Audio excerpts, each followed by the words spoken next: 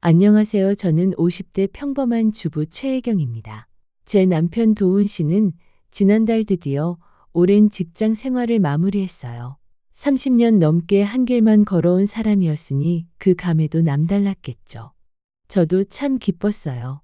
지겨운 회사 생활에서 벗어나 이제 우리 부부만의 시간을 가질 수 있다는 사실에 밤새 잠을 못 이루기도 했죠. 막연하게 그려왔던 그림 같은 인생 2막이 드디어 시작되는구나 생각하니 가슴이 벅차오르더라고요. 우리 둘만의 오붓한 여행을 계획하고 한가롭게 브런치를 즐기는 상상만으로도 행복했어요. 그 행복의 밑그림은 아주 단단하게 그려져 있다고 믿었죠. 수십 년간 부지런히 모아온 퇴직금과 우리가 살던 아파트의 전세를 월세로 전환하면서 생긴 보증금, 그리고 안정적인 연금까지 계산해 보니 당장 허리띠를 졸라맬 필요는 없다고 생각했거든요. 그런데 남편은 저와 조금 다른 꿈을 꾸고 있었죠. 항상 활동적인 사람이었던 터라 은퇴 후에도 자신만의 일을 하고 싶어 했어요. 처음에는 카페 창업 같은 작은 가게나 여러 아이디어를 내더니 며칠 밤낮을 고민한 끝에 개인 용달화물 사업을 하겠다고 선언했어요. 처음에는 저도 좀 놀랐죠. 저 돈이면 더 좋은 사업을 알아볼 수도 있는데 왜 하필 개인 용달일까 하는 의문이 들었지만 언제나 남편의 선택을 존중해왔던 저였기에 그의 눈에 가득한 반짝임을 보면서 저 또한 용기를 냈습니다. 그래, 당신의 새로운 도전을 내가 가장 먼저 응원해야지, 그렇게 생각했어요. 퇴직금의 상당 부분을 용달차 구매와 사업 준비에 쏟아부어야 했지만 남편의 확신에 찬 모습에 저도 덩달아 믿음이 갔습니다. 그때 우리 집에는 오랜만에 활기가 넘쳤어요. 남편은 매일같이 컴퓨터 앞에 앉아 개인 용달화물 관련 영상들을 찾아보고 이런저런 자료를 프린트해서 저에게 설명해 주곤 했죠. 그는 마치 다시 태어난 사람처럼 열정적으로 자료를 찾아보고 또 공부했어요. 저도 덩달아 설레어서 맞장구를 쳤어요. 당신, 그럼 전국을 누비는 자유로운 운전수가 되는 거야? 정말 멋지다. 제가 그렇게 말하면 남편은 어색하게 웃으며 제 손을 꼭 잡았죠. 그의 손에서 흥건한 땀이 느껴졌지만 그건 아마 남편의 열정이었을 거예요. 몇 날, 며칠을 그렇게 보냈을까요? 드디어 남편은 개인 용달 차량을 계약하고 필요한 모든 장비를 갖추었죠. 화물차 문에는 도훈 용달이라고 상호를 붙이던 날 남편의 얼굴에는 마치 어린아이 같은 순수한 행복감이 가득했어요. 저도 옆에서 박수를 치며 우리 사장님 대박 나세요 하고 소리쳤고요. 그렇게 우리의 인생 2막이 희망찬 출발을 알리는 듯 보였죠.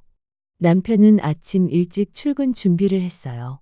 정년 퇴직 후에는 늦잠을 좀 자면 좋겠다고 생각했는데 여전히 새벽 공기를 가르며 집을 나서는 뒷모습은 변함이 없었죠. 그 모습이 때로는 안쓰럽기도 했지만 저는 남편의 꿈을 응원했어요. 초반에는 생각보다 일이 잘 풀리는 듯했어요. 첫 달 수입이 우리의 예상치를 훌쩍 뛰어넘었던 거죠. 남편은 밤마다 저에게 그날 운행했던 내용과 손님들 이야기를 신이 나서 들려줬어요. 혜경아, 오늘은 강원도까지 대형 가구를 날랐는데 가는 길에 바닷가도 보고 오고 돈도 쏠쏠하더라. 역시 내가 이 일을 해야 했던 건가 봐. 도훈 씨는 호탕하게 웃었고 저는 그의 옆에서 안도와 함께 자랑스러운 마음이 들었어요. 그래, 내가 괜한 걱정을 했구나. 남편의 능력이라면 이 정도는 충분히 해낼 수 있는 일이었던 거야. 제 불안감은 금세 행복감으로 바뀌어 갔습니다. 남편은 여러 번 힘들게 콜을 놓치고 있었지만 콜 들어오는 어플 조작법만 잘 익히면 돼. 라고 말하며 자신감을 내비쳤어요. 마치 이제 모든 것을 통달한 사람처럼 보였죠. 주변 지인들도 남편의 성공담을 듣고 부러워했어요. 와, 역시 도훈이 형님 대단해. 능력이 있으시네. 라고 하는 말을 들을 때마다 제 어깨는 으쓱거렸습니다. 우리는 은퇴 후의 생활이 오히려 더 활기차고 수입까지 좋아질 수도 있겠다는 막연한 기대를 품게 되었어요. 이런 낙관적인 생각은 우리가 앞으로 겪게 될 어둡고 깊은 그림자를 전혀 예측하지 못하게 만들었죠. 마치 잔잔한 호수에 던져진 작은 돌멩이처럼 처음에는 별것 아닌 줄 알았던 문제들이 서서히 파문을 일으키며 우리 삶을 흔들기 시작했습니다. 행복할 것만 같았던 우리 부부의 기대는 현실의 차가운 벽에 부딪히기 시작했습니다. 남편은 매일같이 초조해 보였어요. 퇴근하고 돌아오면 밥도 제대로 먹지 않고 휴대폰만 들여다보며 한숨을 쉬곤 했죠. 저는 도훈 씨의 어깨를 두드리며 무슨 일 있어? 하고 물었어요. 남편은 한참을 망설이다가 답했죠. 혜경아, 내가 생각했던 거랑 많이 다르네. 이 어플 조작이라는 게 보통이 아니야. 초반에 운이 좋았던 것뿐인가 봐. 남편은 어플 조작의 어려움을 토로했어요. 수많은 콜들이 떴다가 사라지고 남들은 척척 잡아가는 것 같은데 자신은 번번이 놓치기 일쑤였다고요. 제가 봐도 화면은 복잡해 보였어요. 뭐가 뭔지 알 수 없는 용어들과 수많은 숫자들이 난무하는 모습에 저도 어리둥절했죠. 하루 종일 기다려도 원하는 콜은 잡히지 않고 겨우 잡은 콜은 너무 멀거나 단가가 맞지 않는 경우가 태반이었대요. 남편은 자신의 무능함에 깊은 좌절감을 느끼는 것 같았어요. 매일 아침 기대에 차서 나섰던 발걸음은 저녁이면 무거운 한숨과 함께 집으로 향했죠. 설렘은 점차 사라지고 불안감이 우리 부부를 잠식하기 시작했습니다. 하루는 남편이 콜을 잡고 좁은 골목길을 지나던 중 예상치 못한 사고를 당했어요. 골목길에서 갑자기 튀어나온 아이를 피하려다 그만 주차되어 있던 다른 차량의 사이드 미러를 파손시킨 거죠. 다행히 아이는 다치지 않았지만 남편의 용달 차량도 손상을 입었고 무엇보다 상대 차량의 수리비가 예상보다 많이 나왔어요.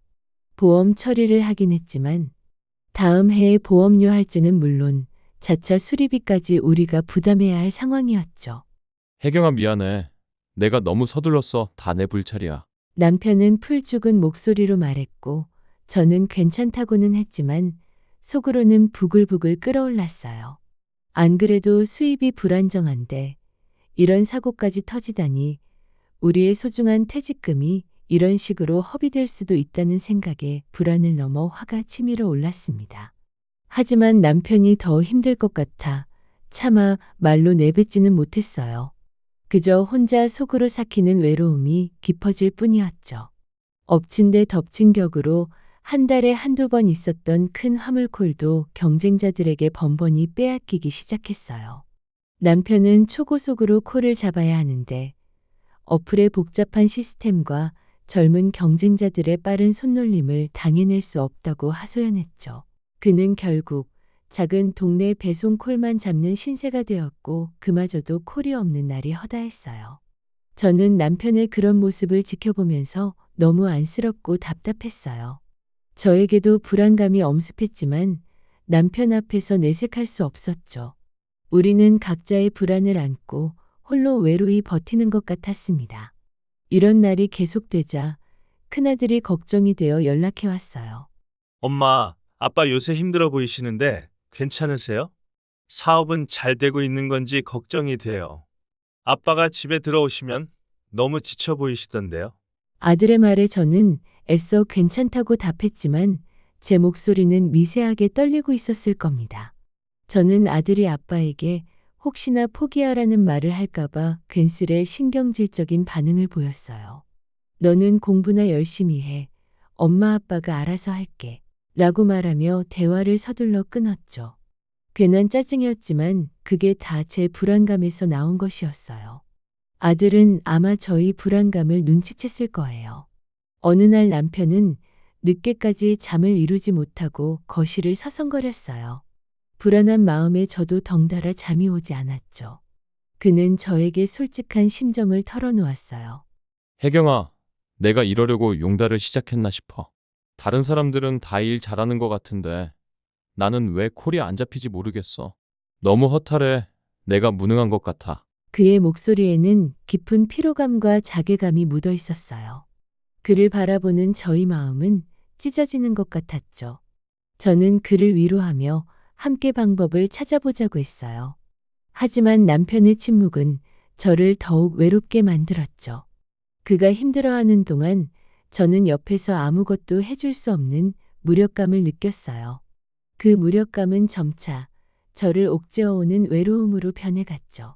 저는 밤마다 잠 못 이루고 베개를 적셨어요. 과연 이 길이 맞는 걸까? 처음에 그 설렘은 어디로 간 걸까? 이런 고민들이 꼬리에 꼬리를 물었어요. 그러다 남편은 우연히 한 개인 용달 선배를 만나게 되었어요. 그 선배는 어플 조작의 중요성과 자신만의 노하우를 아낌없이 알려주었다고 했어요. 남편은 그날 밤 오랜만에 희망에 찬 얼굴로 돌아왔죠. 혜경아, 오늘은 좀 달랐어. 선배님이 알려주신 대로 어플을 좀 만져봤더니 확실히 콜 잡는 게 훨씬 수월해지더라. 그리고 돈도 좀 벌었어. 남편의 말에 저도 덩달아 기뻐서 팔짝 뛰었죠. 드디어 숨통이 트이나 싶었어요. 하지만 그 희망은 오래가지 못했어요. 잠깐의 술책으로는 개인 용달 업계의 오랜 관행과 복잡한 시스템을 뚫기 어려웠던 거죠. 선배의 조언은 분명 도움이 되었지만 그것만으로는 모든 문제가 해결되지는 않았어요. 여전히 남편은 일주일에 몇 번은 빈손으로 돌아오거나 말도 안 되는 단가에 울며 겨자 먹기로 일을 하는 경우가 허다했습니다. 저의 마음속에는 불안감이 다시 고개를 들었죠. 게다가 고정 거래처를 뚫어야 한다는 압박감에 남편은 매일 밤 잠을 제대로 못 자고 광고 전단지를 만들거나 거래 업체를 알아보느라 매달렸어요. 저는 남편의 옆에서 말없이 자료를 찾고 복사를 돕기도 했지만 무언가 근본적인 해결책이 보이지 않아 답답했습니다. 가장 큰 문제는 수입의 불균형이었어요. 어떤 날은 제법 벌었다며 기뻐했지만 어떤 날은 정말 겨우 기름값만 버는 날도 많았죠.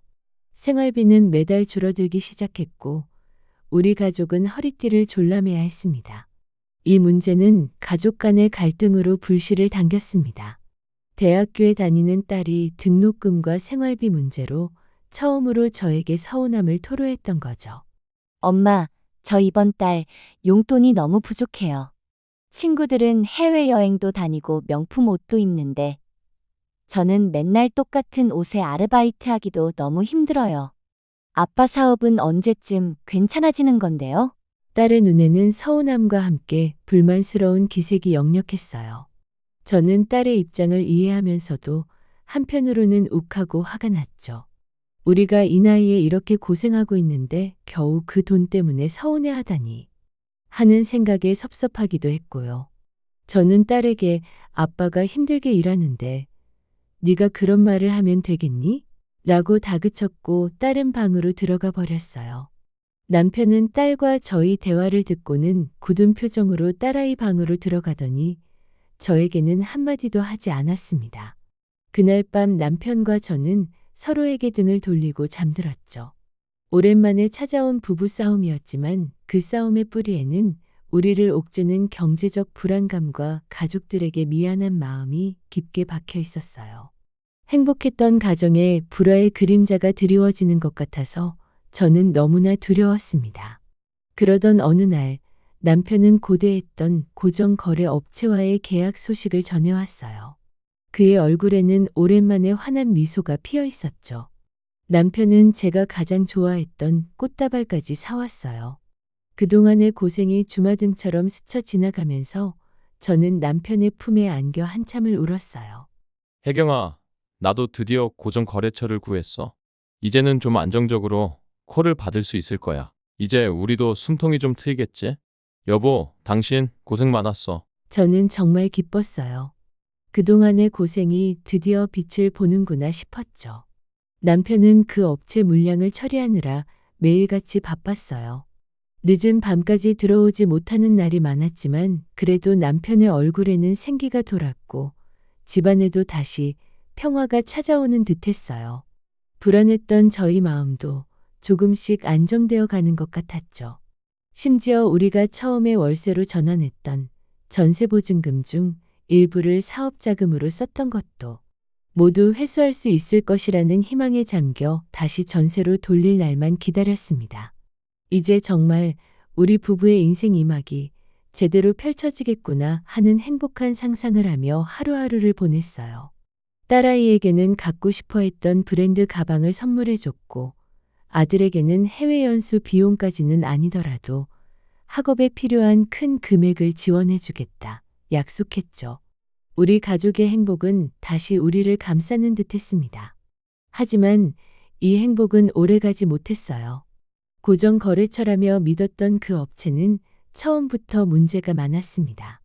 계약 초기부터 운임이 약속보다 적게 지급되는 일이 잦았고, 가끔은 며칠씩 결제를 미루기도 했어요. 남편이 항의를 하면 업체 담당자는 짜증스러운 목소리로 대답했습니다. 아, 도훈 사장님. 원래 이 바닥이 다 이런 식이에요. 저희 방식이 마음에 안 드시면 저희는 다른 기사님 쓰면 되죠 뭐. 처음에는 그저 고정 콜인데 이 정도는 감수해야지. 라고 하며 넘겼던 남편도 점차 불합리한 요구와 언짢은 대우에 지쳐갔어요. 밤늦게 갑자기 배차를 바꾸거나 없는 짐을 실어달라고 요구하는 등 갑질이 심해졌죠. 어떤 날은 운행을 마친 새벽에 추가 운임을 주겠다며 기다리게 한 뒤 약속도 없이 연락을 끊어버리는 일도 있었습니다. 남편은 말 그대로 울며 겨자 먹기로 그 모든 불만을 감수해야 했어요. 다른 경쟁 개인 용달 기사들이 많다는 얘기에 섣불리 항의했다가 고정 콜을 잃을까봐 두려웠던 거죠. 그 스트레스는 고스란히 남편에게 쌓여갔고 집안 분위기도 얼음장처럼 차가워졌어요. 남편은 집에 오면 말없이 한숨만 쉬었고 저에게도 날카로운 말을 툭툭 던지곤 했습니다. 당신이 뭘 안다고 함부로 말해?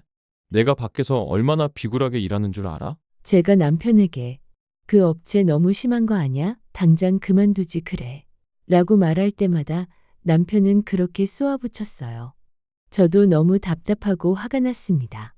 약속한 돈은 받지도 못하고 스트레스만 쌓여가는 남편을 보는 것도 힘들었지만 저까지 그 화살을 맞으니 미쳐버릴 지경이었어요. 밤에는 불면증에 시달렸고 한숨만 쉬다 잠이 들곤 했습니다. 그 미수금이 점점 늘어나는 것을 보면서 저는 불안을 넘어선 공포를 느꼈어요. 아들의 학자금 대출, 이자 내는 날이 다가올 때마다 심장이 조여왔죠. 딸의 명품 가방이 이제는 눈엣가시 같았어요. 가족들 모두가 서로 눈치를 보는 처지가 되어버렸습니다.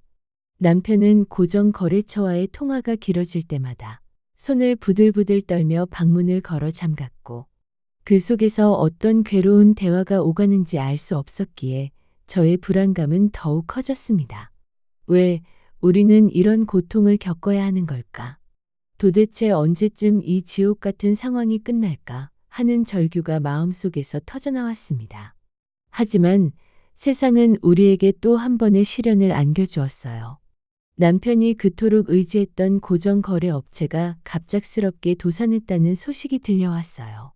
남편은 충격에 휩싸여 넋을 놓고 앉아 있었죠. 저는 그 소식을 듣자마자 온몸에 피가 거꾸로 솟는 기분이었어요. 화가 머리끝까지 치밀었죠. 믿었던 곳에 발등을 찍힌 배신감과 함께 그동안의 고생과 수많은 모욕이 한순간에 물거품이 되는 것 같은 허탈함의 눈물이 왈칵 쏟아졌어요. 남편은 업체에서 받아야 할 미수금조차 돌려받지 못하게 되었고 그 액수가 상상을 초월하는 금액이라는 사실에 저는 할 말을 잃었어요. 몇천만 원이 넘는 엄청난 돈이 한순간에 사라져 버린 겁니다. 그 돈은 고스란히 우리의 퇴직금과 우리가 살던 집의 전세 보증금 중 사업 자금으로 썼던 돈까지 합쳐진 액수였어요. 우리의 꿈이 아니라 생존 자체가 위협받는 순간이었습니다. 혜경아, 우리 이제 정말 큰일 난 것 같아. 미수금이 몇 천만 원인데 이 돈을 못 받으면 우리는 정말 빚더미에 앉게 돼. 모든 게 끝났어. 내가 당신한테 평생 씻을 수 없는 죄를 지었어. 남편의 목소리는 절망으로 가득 차 있었어요. 그의 눈에는 저조차 감당하기 힘든 깊은 슬픔과 함께 한없이 미안한 감정이 비쳤죠. 저는 그 순간 주저앉아 버리고 말았어요. 화려하게 꿈꿨던 인생 이막은커녕 빚더미에 앉아버린 우리의 현실이 믿기지 않았어요.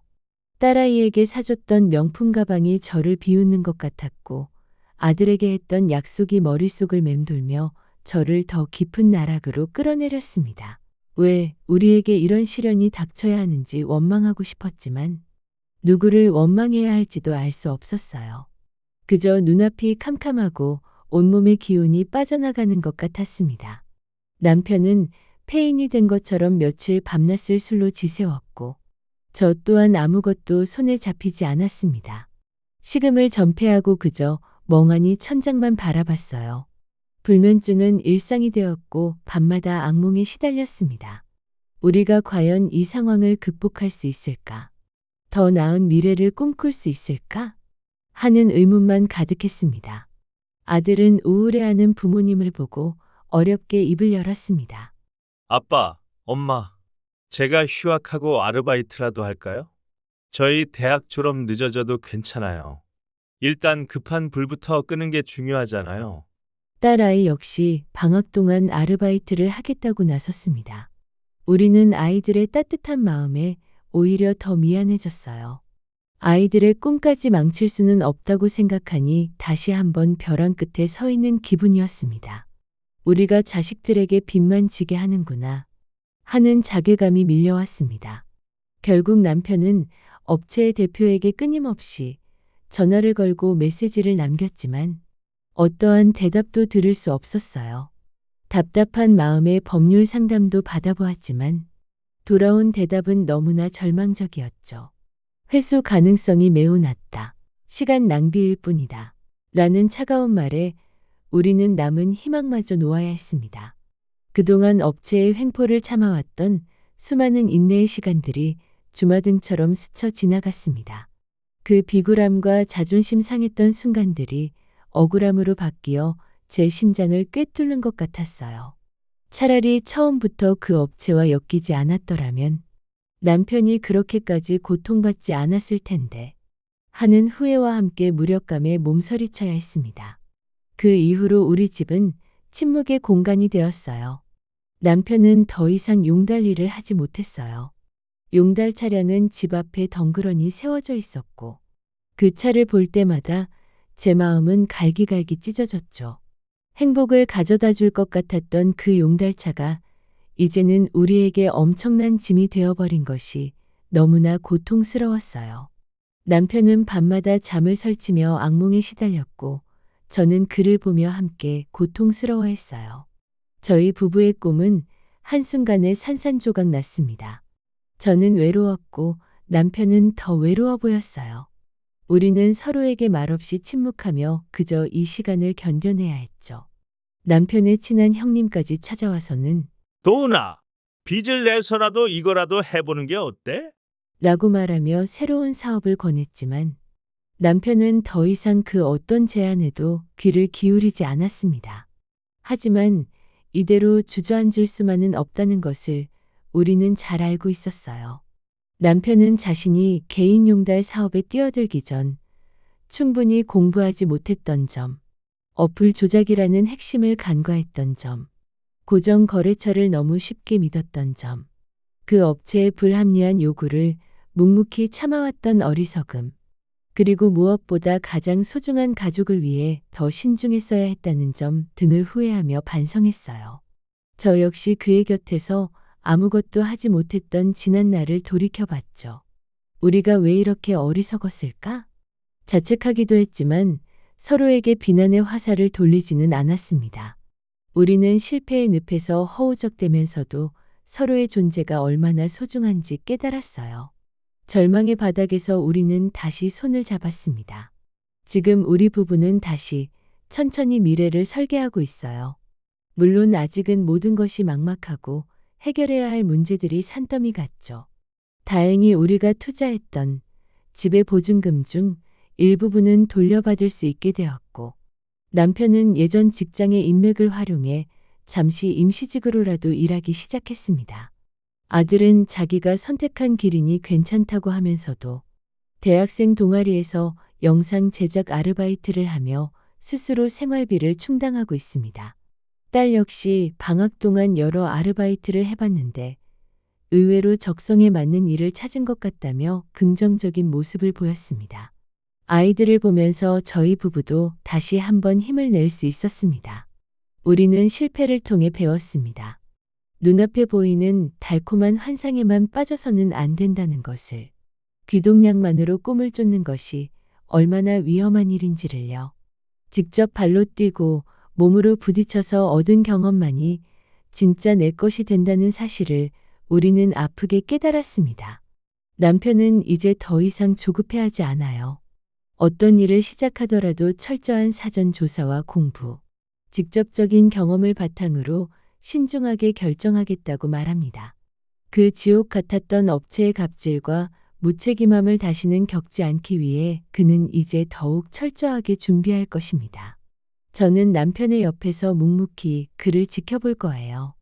때로는 불안하고 외로운 순간이 찾아오겠지만 우리는 이 모든 것을 함께 극복해 나갈 것이라고 굳게 믿고 있습니다. 우리 부부의 인생 2막은 비록 화려하지 않은 실패로 끝났지만 이 실패가 우리에게 더 큰 지혜와 성장을 선물했다고 생각해요. 이제는 다시 한번 용기를 내어 새로운 문을 두드릴 준비를 하고 있습니다. 비록 화려하지 않을지라도 우리에게 진정한 행복과 안정을 가져다 줄 수 있는 길을 찾기 위해 천천히 한 발 한 발 나아가고 있어요. 이 이야기가 퇴직 후 새로운 시작을 꿈꾸는 많은 분들에게 작게나마 도움이 되기를 바랍니다. 어떤 길이든 간에 결코 쉽지 않다는 것을, 그러나 그 어려움 속에서도 좌절하지 않고 나아가는 용기가 가장 중요하다는 것을, 비록 아픔이 있었지만 그것을 우리 부부가 깨달았으니까요. 우리 부부는 이제 과거의 실패를 디딤돌 삼아 더 단단한 미래를 향해 나아갈 것입니다. 인생은 앞으로도 계속되는 것이니깐 우리는 포기하지 않을 겁니다. 오늘도 저희 사랑과 전쟁을 시청해 주셔서 진심으로 감사드립니다. 앞으로도 좋은 이야기로 찾아오겠습니다. 오늘의 이야기가 유익하셨다면 구독과 좋아요, 알림 설정 부탁드립니다. 감사합니다.